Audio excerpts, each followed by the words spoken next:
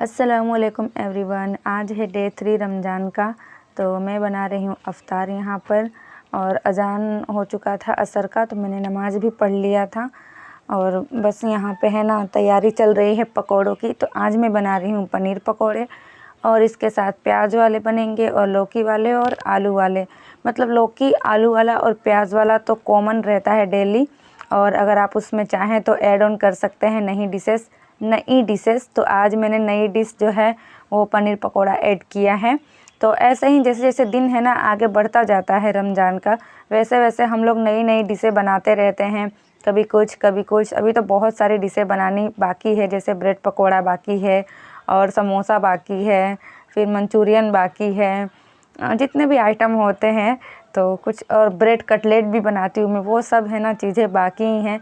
तो यहाँ पे मैं दही को घोल रही हूँ और पकोड़े बन गए हैं मेरे। यहाँ पे देखिए, ये अल्फ़ी का जो आलू वाला था वो मैंने उसे निकाल दिया है। और आज किचन में अल्फ़ी के पापा भी हेल्प कर रहे हैं। अगर ये हेल्प नहीं करते आज तो बहुत ज़्यादा लेट हो जाता। वैसे तो मैंने टाइम से, मतलब 15 मिनट पहले मुझे बैठना था ना, तो 15 मिनट पहले मैं नहीं बैठ पाती, 10 मिनट 5 मिनट पहले ही बैठ पाती मैं दस्तरखान पे। तो यहाँ पे अफ्तार रेडी हो चुका है। तो अब हम लोग जा रहे हैं दस्तरखान पे अफ्तार को रख देने के लिए, और उसके बाद हम लोग दुआ वगैरह पढ़ेंगे। तो किचन जैसा भी है मैंने छोड़ दिया है अभी, क्योंकि अब हम लोग अफ्तार करेंगे ना, तो अफ्तार करने के बाद ही, अब अफ्तार करेंगे ना, अजीब साउंड हुआ था ना, तो अफ्तार करने के बाद ही अब किचन का काम होगा। और खाने में बना रही हूँ मैं पनीर। तो मसाला आधा ही मैंने भुना है अभी, और आज एक है ना थोड़ी प्रॉब्लम हो गई थी मसाला भुनने के टाइम में, अभी मैं आगे आप लोगों को बताऊंगी। तो यहाँ पे सब लोगों का दुआ चल रहा है।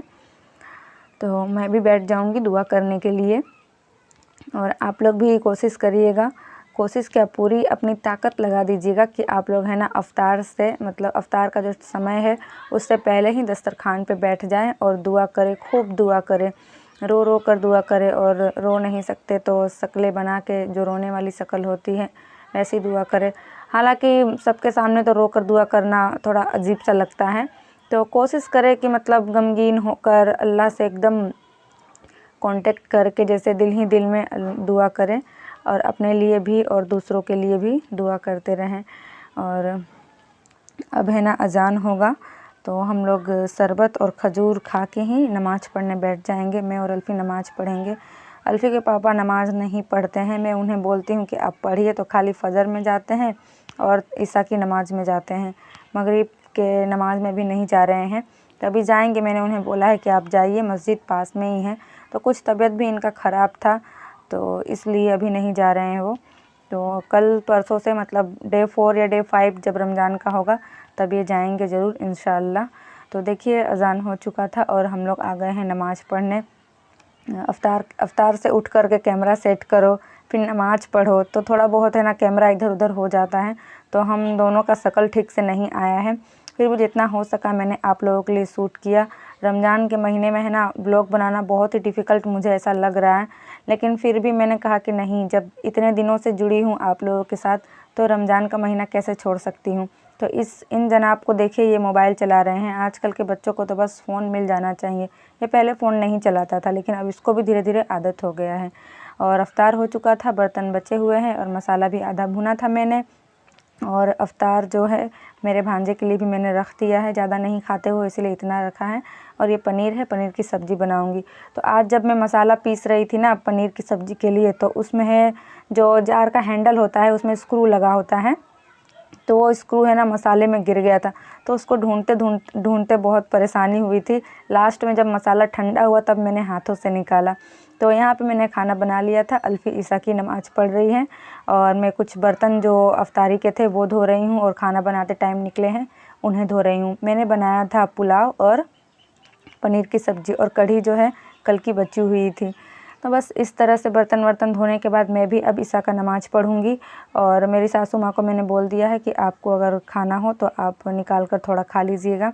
तो वो लोग निकाल कर खा लेते हैं, क्योंकि अभी अल्फ़ी के पापा भी चले गए हैं नमाज़ पढ़ने के, अभी जाएंगे वो भी नमाज़ पढ़ने के लिए, अभी गए नहीं हैं।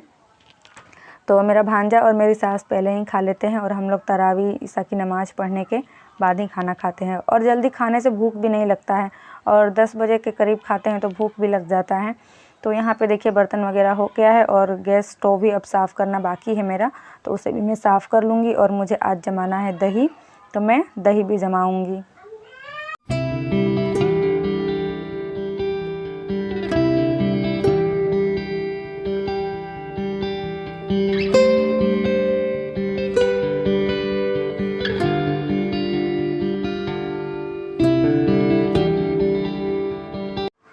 तो इस तरह से मेरा किचन क्लीनिंग का जो काम है वो ख़त्म होता है। अब मैं दही को जमा दूंगी और उसके बाद मैं चली जाऊंगी वज़ू करने। वज़ू करके नमाज़ पढ़ूंगी इशा का और तरावी का। यहाँ पे अल्फ़ी को मैंने बोला कि आप सब्ज़ी लगा दो और थोड़ा झाड़ू लगा देना, नीचे फ़र्श पे कचरा है। बस कुछ इस तरह से है मेरा किचन। अब मैं जा रही हूँ अपने रूम में, थोड़ा पानी पीऊँगी मैं। ये सब करते करते 8 बज गया था मुझे, और 8 बजे से जो मैंने नमाज़ पढ़ना स्टार्ट किया, अभी मैंने इशा का नमाज़ पढ़ा यहाँ पे। और अब इशा का नमाज़ पढ़ने के बाद मैं तरावी पढ़ूँगी। जो वित्र 3 रिकात है वो मैं तरावी पढ़ने के बाद पढ़ूँगी। तो मुझे है ना लाइन बाय लाइन याद नहीं है सूरा कि कौन सा सूरा किस पहले है, तो मैं आज कुरान पाक खोल कर पढ़ रही थी। वैसे सूरा मुझे याद है, लेकिन अलम तरह से पढ़ना होता है ना, तो मुझे है ना लाइन बाय लाइन नहीं याद है कि पहले कौन सा सूरा आएगा। और तरावी में जो दुआ पढ़ते हैं वो इस किताब में दुआ थी, तो मैंने इस किताब को भी अपने पास लेकर रखा था।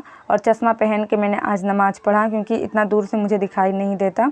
तो इस तरह से मैंने तरावी की नमाज़ पढ़ी और मुझे ऐसा फ़ील हो रहा था कि एग्ज़ाम चल रहा है और मैं किताब खोल करके चीटिंग कर रही हूँ।